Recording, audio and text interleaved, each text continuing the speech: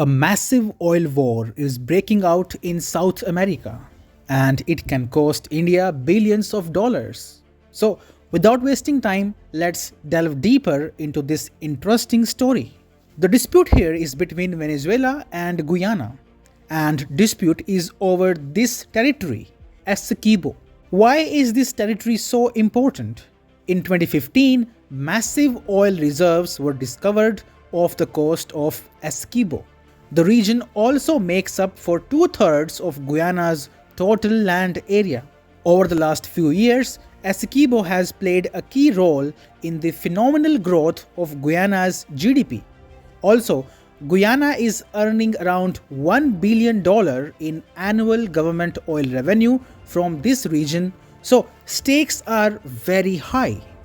But why does Venezuela claim Essequibo as its own, even as this territory has been controlled by Guyana for over 100 years now?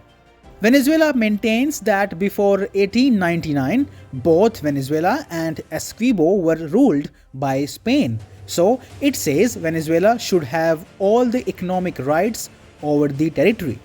However, in 1899, the region was handed over to UK-ruled Guyana, a decision that Venezuela disputes even today.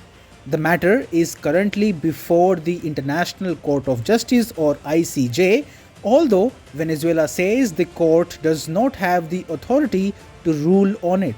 The court has warned Venezuela not to take any action that may alter the status quo in Essequibo. But Venezuela is paying no heed to these international calls. In fact, it has doubled down on these claims. One reason behind this, as discussed earlier, is oil, but the other reason is the upcoming election in Venezuela. President Nicolas Maduro is up for election in the next year, and the reclamation of the disputed Essequibo region from Guyana surely sounds like a great campaign point, especially when his approval ratings and popularity are kissing the ground. To further his agenda, Maduro held a nationwide referendum on December the 3rd to rally the nation behind his claims and stir a nationalistic wave around the country.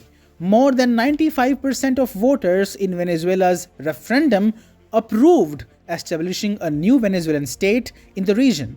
But mind the fact that only 10% of all the eligible voters in the country voted in this referendum. And as soon as the results of this referendum were out, Maduro almost declared an all-out war. President Maduro directed the country's state-owned companies to immediately begin to explore and exploit the oil, gas, and mines in Essequibo region. This has raised concerns that Venezuela might even use force or military power to take control of the area. Responding to this threat, Guyana has put its own military on alert. It has also sought help from its allies like US, the UK, France, and Brazil. Here is one video which shows Brazilian troops mobilizing near Venezuela's border.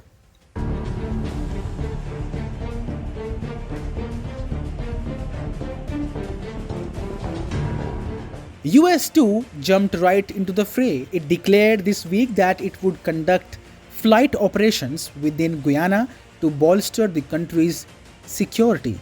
Britain also reacted. The UK Foreign Office said on social media that the recent steps by Venezuela were concerning, unjustified, and should cease.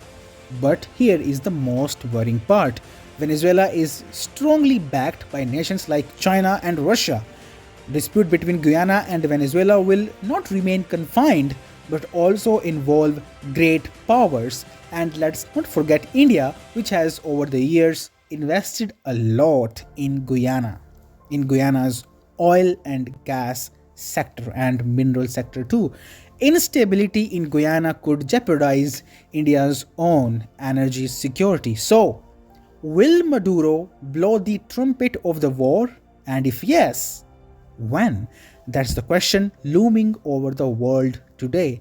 With that, that's the end of the video. Subscribe to Outright for more insights.